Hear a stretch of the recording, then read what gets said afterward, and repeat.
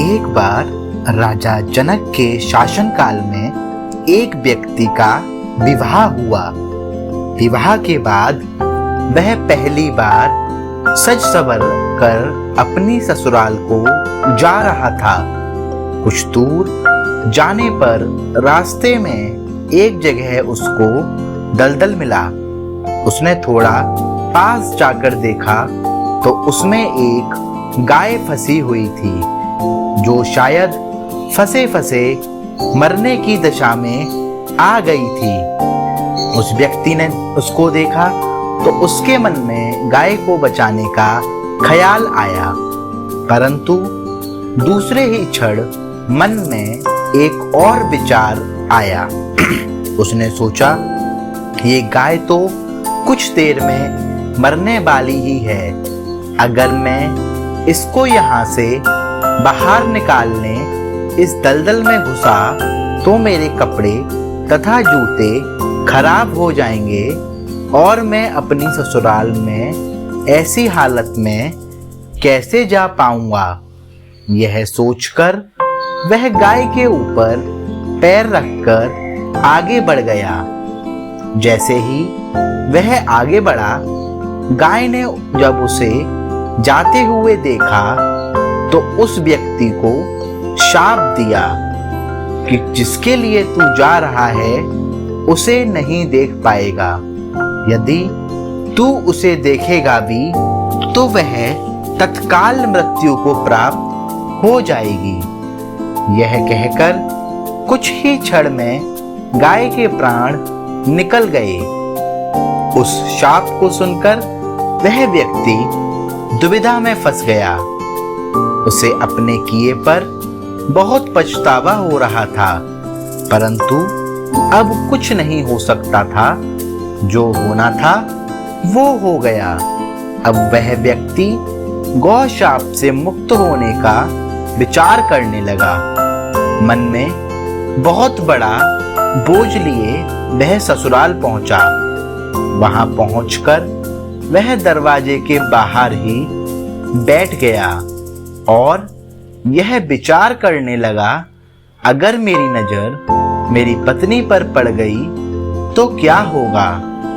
कुछ समय बाद परिवार के अन्य सदस्यों ने उसे घर के अंदर चलने का अनुरोध किया, किंतु वह नहीं गया।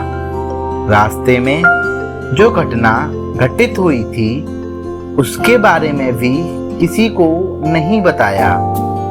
उसके दिमाग में तो गाय के द्वारा दिया गया श्राप बार बार गूंज रहा था।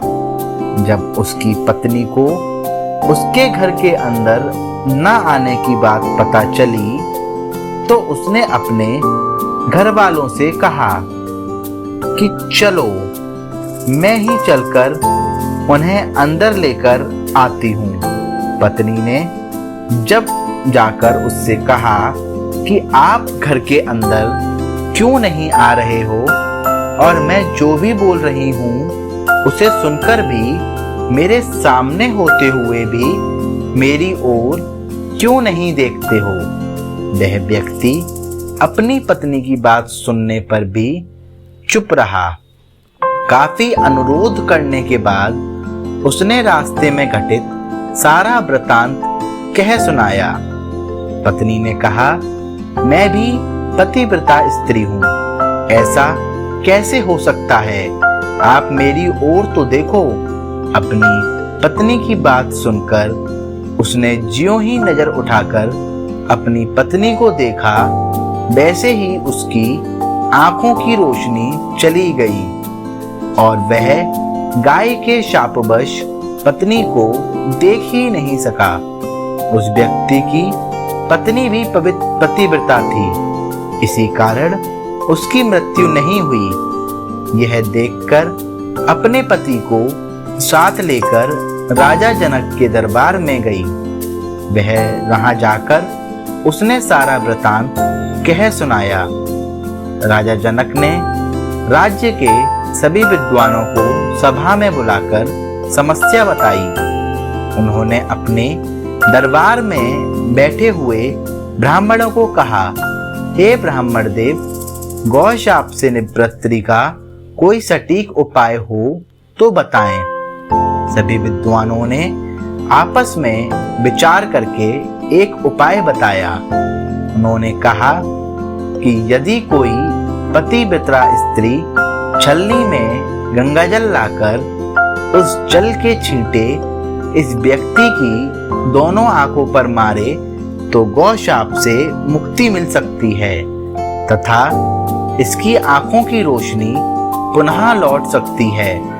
राजा ने पहले अपने महल के अंदर की रानियों सहित सभी स्त्रियों को पूछा तो राजा को सभी के पतिव्रता होने में संदेह की सूचना मिली। ऐसा सुनकर राजा जनक चिंतित हो गए। तब उन्होंने आसपास के सभी राजाओं को सूचना पहुंचाई। उन्होंने संदेश में कहा, उनके राज्य में यदि कोई पतिव्रता स्त्री हो तो उसे ससम्मान राजा जनक के दरबार में भेज दिया जाए। यह सूचना अयोध्या के राजा दशरथ को मिली तो उसने पहले अपनी सभी रानियों से पूछा।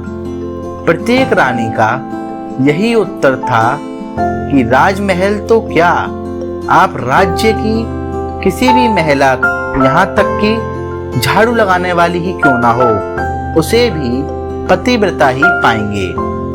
राजा दशरथ को इस समय अपने राज्य की महिलाओं पर आश्चर्य हुआ और उन्होंने अपने राज्य की सबसे निम्न माने जाने वाली सफाई करने वाली को बुलाया। उस महिला से राजा दशरथ ने ससम्मान पूर्वक पतिव्रता होने के बारे में पूछा तो उस महिला ने स्वीकृति में सिर हिला दिया। तब राजा ने यह दिखाने करने के लिए कि अयोध्या का राज सबसे उत्तम है, उस महिला को ही राज सम्मान के साथ जनकपुर भेज दिया। राजा जनक ने उस महिला का पूर्ण राजसी ठाट बाट से स्वागत सम्मान किया। तब राजा ने उस महिला को समस्या बताई, साथ ही ब्राह्मणों द्वारा जो उपाय बताया गया था वो भी बताया। महिला ने राजा को उस कार्य को करने की स्वीकृति दे दी और उसके बाद अगले दिन महिला छलनी लेकर गंगा किनारे गई। वहां पहुंचकर उसने प्रार्थना की, हे गंगा माता, यदि मैं पूर्ण पवित्र हूँ, यदि मैंने अपने तन और मन से अपने पति को ही परमेश्वर माना हो, तो गंगा जल की एक बूंद भी छलनी से नीचे नहीं गिरनी चाहिए। ऐसी प्रार्थना करके जब उसने गंगा जल को छलनी में भरा तो जल की एक बूंद भी नीचे नहीं गिरी। यह पवित्र गंगा जल कहीं रास्ते में छलककर नीचे न गिर जाए, यह सोचकर उसने थोड़ा सा गंगा जल नदी में ही गिरा दिया और पानी से भरी छलनी को लेकर राज दरबार में आ पहुंची। राजा और दरबार में उपस्थित सभी नर नारी यह दृश्य देख आश्चर्यचकित रह गए। तब उस महिला को ही उस व्यक्ति की आंखों पर छींटे मारने का अनुरोध किया गया। उसने ज्यों ही गंगा जल के छींटे उस व्यक्ति की आंखों पर मारे, त्यों ही उसकी आंखों की रोशनी वापस आ गई। ये देखकर दरबार में उपस्थित लोग बहुत प्रसन्न हुए। तब उस महिला को पूरे राज सम्मान के साथ पारितोषित किया गया। जब उस महिला ने अपने राज्य को वापस जाने की अनुमति मांगी तो राजा जनक ने अनुमति देते हुए जिज्ञासावश उस महिला से उसकी जाति के बारे में पूछा। तब उस महिला द्वारा बताए जाने पर राजा आश्चर्यचकित हो गए। यही कारण था कि सीता स्वयंवर के समय राजा ने सोचा कि जिस राज्य की सफाई करने वाली इतनी पतिव्रता है तो उसका पति कितना शक्तिशाली होगा। यदि राजा दशरथ ने उसी प्रकार के किसी व्यक्ति को स्वयंवर में भेज दिया और अगर उसने धनुष संधान लिया तो क्या होगा। राजकुमारी किसी निम्न श्रेणी के व्यक्ति को न बर ले, यही सोचकर नरेश राजा जनक ने राजा दशरथ को निमंत्रण नहीं भेजा।